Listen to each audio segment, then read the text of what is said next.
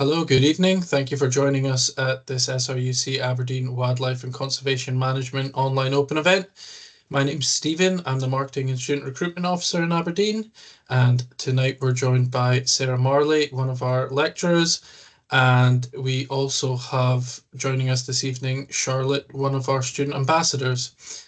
Um, Sarah will take us through a presentation about the Wildlife and Conservation Management Programme, and you can input any questions into the Q&A function and we'll answer them at the end.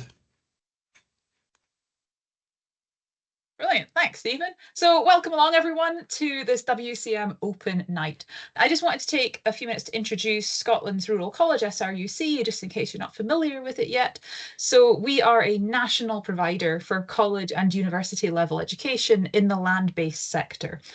We're a specialist institution and our whole aim is to be at the heart of developing a sustainable natural economy in Scotland.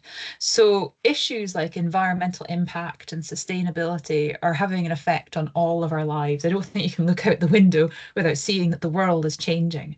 So our courses aim to prepare students to help deal with these challenges, and our courses integrate innovative science and real life expertise to try and tackle all of these different environmental challenges, both locally and globally. And I mean, obviously I'm biased, but I think SRUC is pretty special. Rather than just being at one single site, we're actually a mix of all kind of different areas scattered across Scotland. So as you can see on the map here, we've got 6 main campuses, but we also have a number of farms, consulting offices, vet practices, and research centres spread across the country. And so that makes SRUC pretty unique. We're integrating very different disciplines together, and not just in research, but also in education and consultancy. And so our teaching teams are responsible for delivering high quality education to our students, but we also have a really active consultancy business and researchers who are conducting cutting edge science. And both of these are providing knowledge and innovation to government, policymakers, businesses, and industry leaders. So as a student at SRUC, that means you're going to be taught by a team that incorporates all these different specialisms. You'll have lecturers, instructors, researchers and consultants, as well as guest speakers from all of our contacts in industry.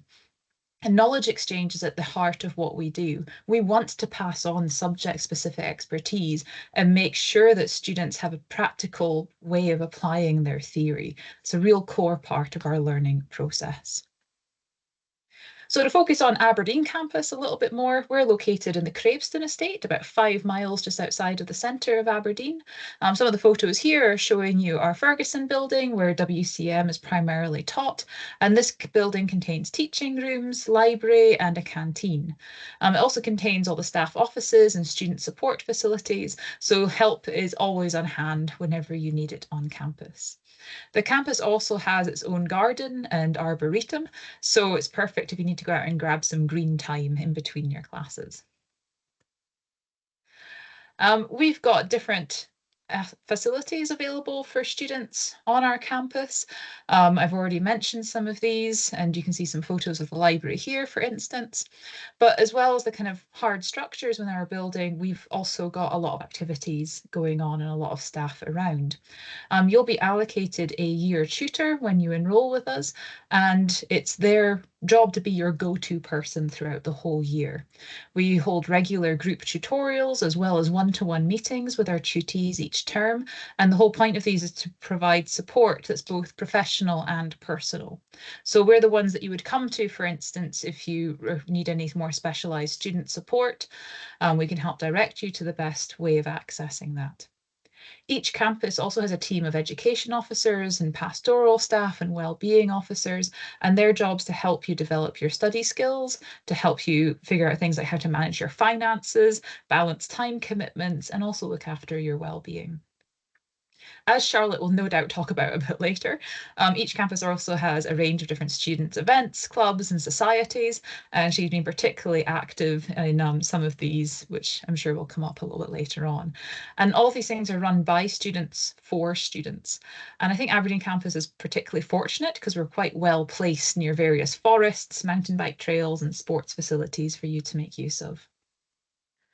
And of course, North East Scotland itself has many fine features that we make use of in our teaching and for field trips. The tagline for our local area is "From mountain to sea, the very best of Scotland." We've got national parks, sites of special scientific interest, nature reserves, special areas of protection and conservation, just littered all around in the Northeast. And basically, this means we've got a lot of really highly prized nature sites that cover terrestrial, freshwater, and marine ecosystems. And so we've got a whole suite of habitats right on our doorstep. Everything from upland moorland and forests to lower lying grasslands and river catchments, coastal cliffs, estuaries, and beaches. There's a lot to explore, and we try to get as much of it into our course as possible, no matter what the weather, as you can see from our pictures. So our wildlife conservation management program is aimed at people who are interested in all of these habitats and the species living within them. Good management of the land and countryside is key for conserving wildlife and also ensuring sustainable human activities. So our course is aimed at people who are interested in the natural environment, want to look after it, and also go on to inspire other people to do the same, to change their behaviour and take more responsibility for the natural world. The word cloud on my screen just now is based on prospectus entries for WCM courses, and you can see some recurring themes in that throughout our course. Obviously, we've got wildlife conservation and management coming up quite a few times, but we also cover topics like biodiversity, ecology, environment, and people, because without people, we're not going to be able to make changes. And so all these topics are really strongly integrated throughout the course, no matter what level you choose to study. And one of the great benefits of our program structure is that you can sign up for 1 year, 2 years, 3, or 4. It's not a case of signing up to a course and having to stay 4 years until you get a qualification. At the end of each level, you can walk away with a certificate, a diploma, whatever. We've got different exit points that would work for you.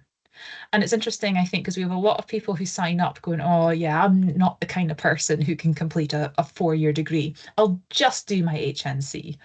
But it's amazing how many of these get to the end of that 1 year and go, oh, that actually wasn't so bad. I'll just do 1 more year. I'll just do my HND. And then before they know it, they've gone from can't to can, and they're graduating with an honours degree, which is always a really proud moment for us. So at the end of each year, you'll have a meeting with your year tutor to discuss whether you want to progress on to the next year or whether you'd want to exit with your qualification now. This sounds very official, but basically, so long as you've passed all your modules, you have the option to continue going forwards. There's no application process once you're in with us. And I often get a lot of questions about the difference between a BSc and a BSc Honours, so year 3 and year 4. And I always say that the 4th year is much more focused on research. It's about building an independent research project that's designed, conducted, analysed and written up by the student on a topic of their choosing. Charlotte's coming to the end of hers now, so you'll get to see the look on her face as she's talking about her own stuff too, if you're interested. Regardless of which level you choose to do, every year runs along 5 main themes. This is a science degree, but it's one that incorporates those social and human aspects too. So the environment needs managing for wildlife, but we also need to manage it for people. A good proportion of the course also looks at different ways to work with people, to educate them about the natural world, and how to manage land sustainably going forwards. But the main core of what we do is the science of what wildlife and habitats exist. What do they need and how can we conserve them? We look at the underlying ecology of how species interact with each other and with their environment, and we assess the state of the natural world and look for ways to improve it in terms of biodiversity and habitat quality. So everything is about how can we make a difference. I've given you some different example modules up here. This is not an exhaustive list. It's just to give you a flavour of what we have on offer. So in first year, the HNC year, it's all about setting the scene. We want to get everyone on the same level, on the same page, and give you some knowledge of the subject to build a strong foundation. So we'll cover wide-ranging topics like how ecology and geology help to understand the interaction between land, habitats, and species. We also train you in fundamental skills linked to species identification, practical conservation activities, how to use different cool tools, how to display leadership, and how to manage both people and wildlife. Once you move up into second year, the HND year, this is all about now applying that knowledge and your skills.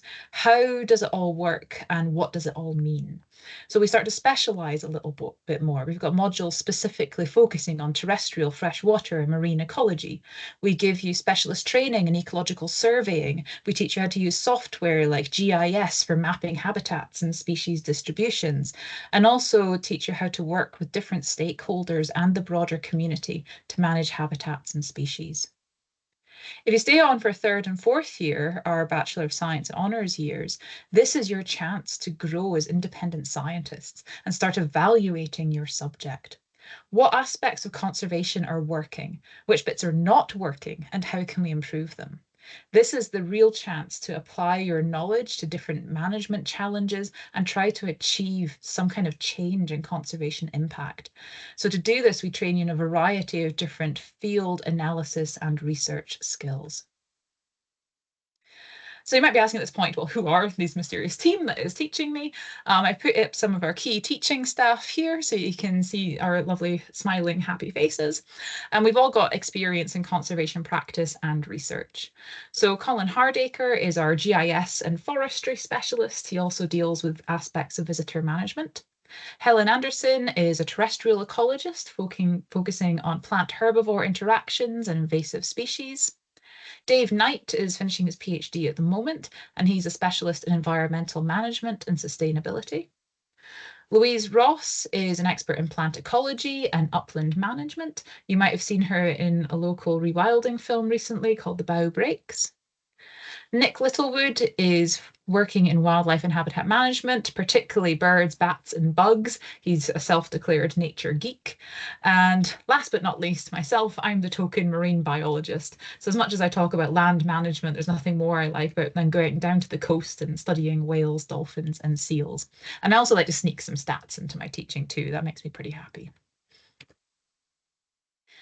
So at SRUC, how we deliver our teaching is also a little bit different to what you might find at other institutions, because our learning is not just confined to the classroom. We do study tours, field trips, and lots of real life case studies, which feature all the way throughout our courses at all different levels. So in the pictures you can see here, the person standing in front of this group is not a lecturer. They are site managers, they are conservation practitioners, they're guest speakers.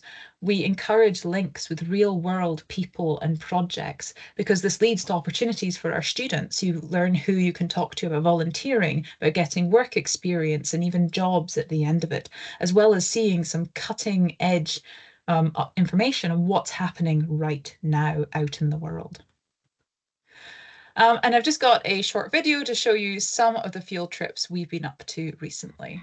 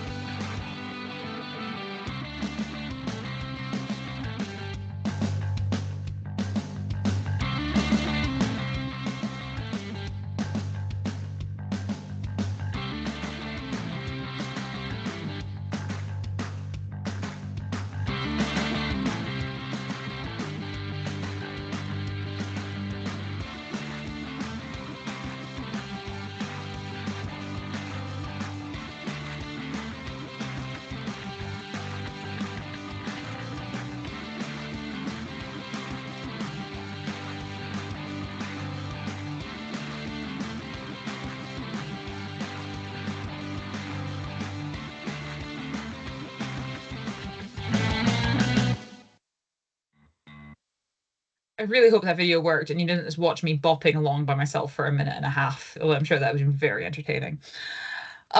So moving away from the kind of more formal teaching experience and now starting to think about some of the additional opportunities we offer too. So I mentioned earlier that we've got different societies and clubs that you can join.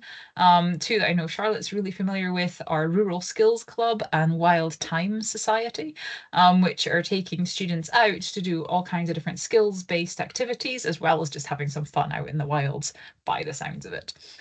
We're also really keen to facilitate different volunteering and internship opportunities for our students. So we're regularly passing on external opportunities that we come across, as well as offering some that we're doing to support our own research. For instance, I'm currently offering a number of paid 6-week internships to support my PhD student doing drone surveys of a seal haul-out site in northeast Scotland.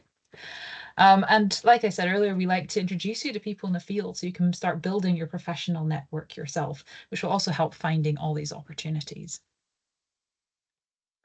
And then once you reach the end of your program, we're going to be thinking about graduation. So we've just recently been awarded teaching degree awarding powers, and our graduations are happening down at the University of Glasgow. They look very formal and official. You get to wear a gown and go full Harry Potter to swan around for the afternoon, basking in your own success, regardless of whether you did an HNC or a full-blown honours degree. You have the opportunity to go to graduation and celebrate your achievement. And then after that, it's out into the real world. Oh, it passes so quickly. We've got a really excellent graduate employment rate at SRUC, with our graduates finding roles at a wide range of different research institutes, non-government organisations, NGOs, charities, government departments, and industry bodies, some of which are listed here.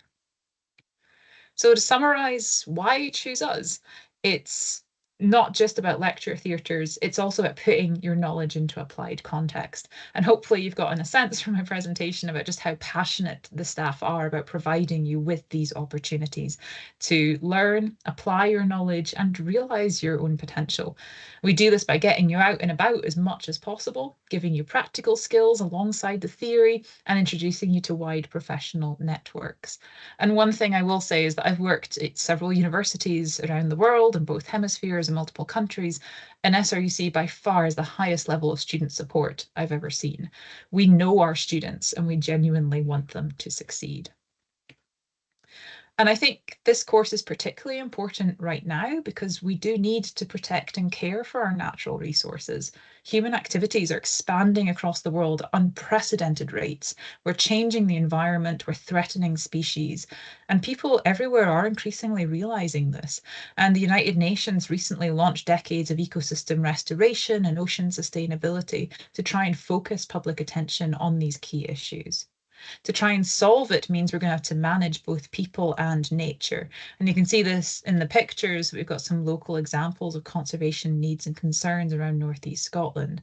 And so we want to train the next generation of scientists to help solve these wicked problems and continue vital conservation work, not just in Aberdeen, not just in Scotland, but globally.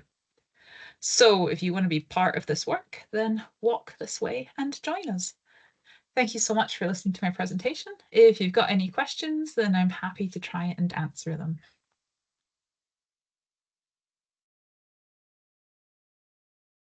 Thanks very much for that, Sarah. We'll bring on Charlotte, our student ambassador at the moment, to speak a little bit about her experience as a student and the societies that she's involved with. And then we'll start answering the questions. I see there's a few already there, but if anyone does have any, pop them into the Q&A at the moment. And once Charlotte's finished, then we'll start working through them. Brilliant. Wonderful. Well, just a little bit about myself to start then with. After I finished school, originally I went straight into the workplace rather than continue with education. I first started by signing up for the HNC, but about halfway through my year, I absolutely just decided I love this. This is what I want to do. And I signed up for the degree. At every point of me doing that, so the sign-up process, SRUC have been very, very hands-on, they've been very, very supportive. And throughout my studies, that has continued. Sarah is one of my tutors, and I get to speak and see to her loads, which is, great. But the support you get here is, it's really, really well, really, really high. You get a lot. And particularly when I talk to other students who are at places like, those big universities, they barely see their tutors, where we see them a lot. You do get a lot of hands-on and face-to-face time with your tutors. So I'll just go through a little bit about the societies and sort of the extra stuff that we do. So I run 2 different societies, which I started both of them in my first year. And there is a committee with that. I'm currently the president, but I have a co-president for both, and I'm in the process of handing those over so that they will continue, hopefully for years to come, with me leaving. So the first one is rural skills. Rural skills is basically where we take those things we've learned in the lessons and we get hands-on experience in them in the real world. We've done everything from wetland restoration to peatland restoration. We've planted trees. We've done experimental like planting nettles. Basically, what we learn, we have a go at doing it in real life. It's also a great chance for us to actually sort of build on that network a little bit more. We've done a lot of work for charities such as the Scottish Wildlife Trust. We've done it for Bug Life. We've done it for Scottish Badgers. We've done it for many, and a lot of those, we've now got those contacts. They know us face to face. We've got their phone numbers, so we can literally give them a message. It's great that we do have that, and it's come to the point now with Rural Skills that instead of it's us chasing people going, please can you let us come and do stuff, it's actually them getting in contact with us going, we've got this project, we want you guys to get involved. There's about 30 members there, and it depends on the project. We don't say you have to come to all of them. Some people, we understand that everyone's got their own sort of time and everything, but you can dip out in and out when you wish. But it is a chance for you to learn those skills, which for a lot of other courses, SRUC on their own give you plenty of time to get those hands-on skills, which other courses may not be able to give you, but this sort of bolsters it as well. Then the other course, the society we've got is the Wild Time Society. This one is a little bit more fun. So we do things like, we've done everything from having barbecues to picnics. We've gone wild swimming. We've done hiking. The last one we did was a couple of weeks ago. We all went ice skating, which was, it was quite fun. There was a lot of holding on to the edge of the rink for most of it. So, but what we say is that it's up to you guys, and it's up to the group about what we actually do, and once again, you don't have to come to everything. And if there's something that you want to have a go at, you just put it to the group. But things are included as well, like going to the theatre, to doing arts and crafts sessions, just anything. So we get to have fun, let our hair down a little bit. And yeah, just as we say, have some wild times. It's also important to note that there is actually another society that's been started up this year, which is called the Craveston Cliffhangers, which is a climbing society who meet up once a week at Transition Extreme in Aberdeen, and they have a little bit of a climb. And this is one thing I want to say, that it's really easy at SRUC to set up these societies. It gives you a great chance to have experience around the committee. It's a great chance to share things you love. So if you see something, you go, okay, well, I want to do this. It doesn't really fit into Rural Skills. It doesn't really fit into Wild Times. It's not climbing. You can start it off. All you need is 2 other people. You need 3 people at the very least, and you've got yourself a society. And the support you get from SRUC is great. This included, I did a funding application, which is something I've put on my CV. But with that, I managed to get the funding for a few of us to do a first aid course, which they happily obliged. So, yeah. And of course, the thing is with these societies, as well, is with the Wild Times, with the Rural Skills and the Cranston Cliffhangers, we have AGMs, and you can put yourself forward to join those committees. You can get involved as much or as little as you want with these. And as I said, the support you get from both the tutors and SRUC and the Student Association is absolutely great. So you can really make your time at SRUC your own. And I'd highly recommend it.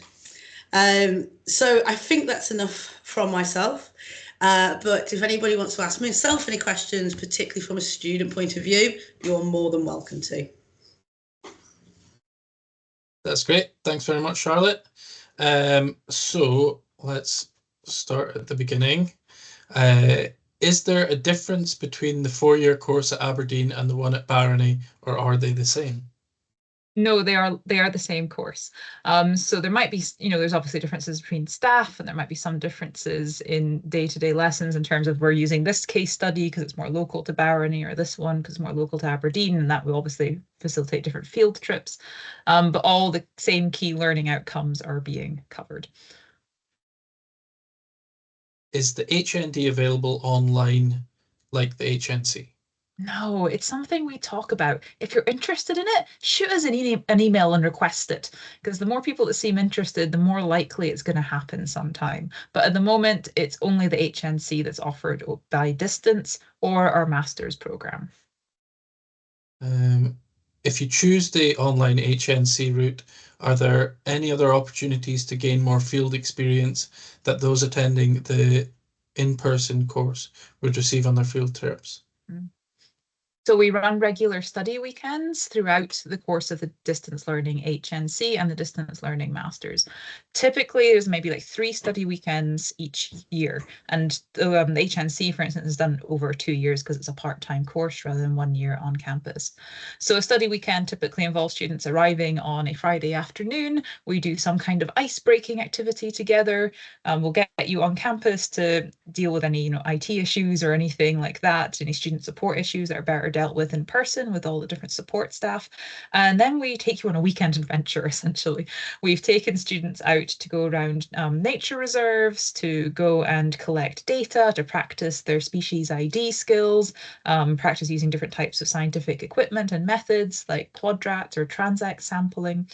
And we'll do that over the Saturday and Sunday before everyone heads back again.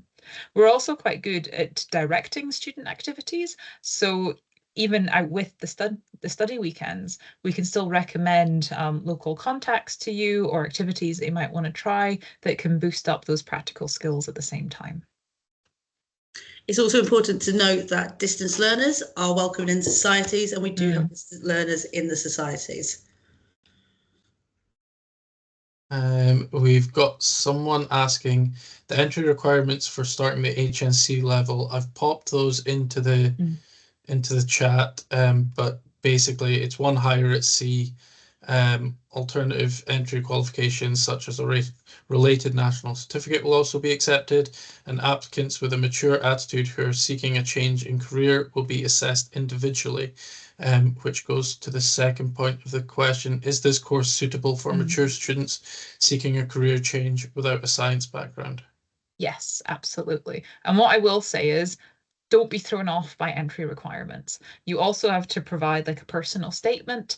And I think that's where students really have, prospective students have a really good opportunity to explain why they want to do this course. To be frank, I'm more interested in getting students on this course who are going to be dedicated, who are genuinely interested in working in this area, than I am how many A's, B's, or C's you've got at a different educational level. So write me something convincing, get in touch with us if you want to discuss it and make sure that the course is right for you, that you're right for the course. We're happy to support applications, but we do just want to make sure it's the right fit for you. And if you're changing from a different topic, regardless of whether you've done any formal higher education before or not, I think the HNC is a really good level for that, because it does just focus on establishing a foundation across the knowledge base. It assumes no prior knowledge, and that helps you to kind of get up to speed where you need to be.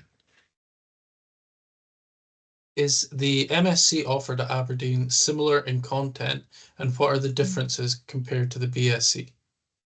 So we offer a distance learning MSc in Wildlife Conservation Management at the moment. This is a distance learning program. So rather than like a 1-year full-time master's, it is spread over 3 years. The SRUC, we have separate open evenings for that, which you're also welcome to go along, speak to the program leader and get a bit more information. But to summarize it now, it works in a similar way to our 4-year undergraduate program in that there are different exit routes along the way. So you don't need to sign up for a full 3-year part-time master's. You could do 1 year and go, that's enough for now. I'm going to leave with my postgraduate certificate in wildlife and conservation management. Or I'm going to stay for 2 years and do my postgraduate diploma in WCM. Or you know what? Stuff it. I'm staying for the full 3 years, doing my research project and getting my master's. The topics, the key topics that are covered are going to be very similar in that we're interested in species, habitats, and people, and how we can sustainably manage all 3 of these things going forwards. What's different between the undergraduate and postgraduate program is the level that we are expecting from our students. Obviously, you should be incrementing your knowledge and your ability to apply skills with each level that you progress through in higher education. So just as our first year of the undergraduate, we have very different expectations to the 4th year of the undergraduate, our 4th year undergraduate is very different to what we'd expect of master's students. So the master's is particularly suitable if you have done a degree at any subject before, because it means that you've got the basic research skills and academic skills required to succeed in the master's. It's suitable for career changers. So if you've done an undergraduate, I don't know, in medieval poetry or something like that, and now you want to get into WCM, you're welcome to come along and do the master's to help you on that journey. Equally, maybe you've already got a first-class honours degree in biology and you want to now specialise into wildlife or conservation areas. So the master's would work well for you. However, if you've not done a degree before, then you might struggle with the master's just because that academic level of writing essays, doing referencing, doing independent research might be a little bit much. In that case, I would recommend starting with the HNC instead. If you complete the HNC, are you able to top up to a full degree at a different time? Yes, absolutely. So once you finish the HNC, you'll have a meeting with your year tutor and they'll say, right, do you want to graduate this summer with your HNC, or would you like to continue on and progress to the HND? You can choose to progress straight away, or you can defer it. You go, you know what, I'm going to take a year out. I'm going to go work. I'm going to go get some practical experience. I've got some personal stuff going on. I need a time out. And you can defer coming back for a couple of years if that's what you need. Is it possible to combine part-time work with a face-to-face HNC, HND? Yes, I would say it absolutely is. And I'd probably invite Charlotte in to comment on this specifically because she's the one that lives that experience. Yeah, during my during the HNC and HND, I was working part-time. I was actually working 2 days a week, and both those days I was working 10 hours. Obviously you don't have to like do that. I'm not suggesting that it'd be that big, but I found that really, really manageable. Now that I'm in my last like final year, I've been working up to sort of like the Christmas time, and it's just this last bit which I've just taken everything back just so I can concentrate. So you're full on able to do that sort of right up to the end. It's just yeah. And we are good at kind of providing the timetables ahead of time, so you know which days classes are going to be on, which days your practical activities, things like that. So it helps to plan life and work around your studies. What is the accommodation like in Aberdeen if you're entering into years 3 and 4? I'll have a go at this one, and maybe Charlotte can add to it as well. But in Aberdeen, we have an agreement with the University of Aberdeen, so our students have access to their Hillhead student village. I think, if I remember correctly, priority is given to earlier year students, but as long as there's places available, it doesn't matter what year you're in. There's also a lot of private student accommodation available in Aberdeen, as well as the private rental market. Yes. Charlotte? So I've known people who have been at Hillhead. They really, really enjoyed it. I know people at other private rented, so I know people at the meal market. But the one thing I'd say about Aberdeen is the rental market here is really, really good, and it's also really, really competitive. It's one of the sort of cheaper places, cities to live in. So particularly if you live somewhere else, it's actually quite a surprise coming here and you're like, oh, this is very, very manageable.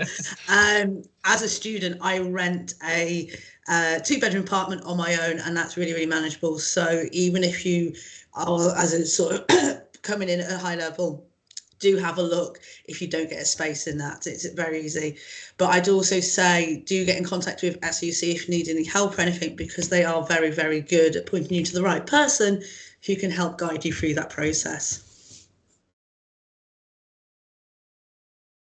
That looks like all the questions at the moment. I'll give everyone a few more seconds to see if any more come through. But if anyone comes away from this evening and thinks of anything else, then feel free to email me, and I can pass them on to Sarah or Charlotte if I don't have the answers myself, which is pretty likely. No, there doesn't seem to be any more questions. So A stunned silence, information overload. yeah. So I will take the opportunity to thank Sarah and Charlotte for helping out this evening. And I will pass back to Sarah to say any final words, and thank you and good night. So yeah, thank you so much for everyone for coming along. I hope we were able to give you a bit more information and address some of the questions, burning questions you might have. Like Stephen says, please do just email him if you've got any further questions, or you can also reach us through the admissions people at SRUC and on our website. We'd be delighted to discuss any of your personal circumstances relating to the application and whether this is the right fit for you. I know we've got a wide range of levels, which is really good on some options, but also a bit overwhelming on others if you don't know where you fit into it. So just get in touch. We're happy to have a chat, and hopefully we'll see you in September. Yeah, that someone just popped into the chat. How can we contact you if we have any further queries? I've put my email address in, which everyone should have from sending out the joining link. But you can also get in touch at study@sruc.ac.uk.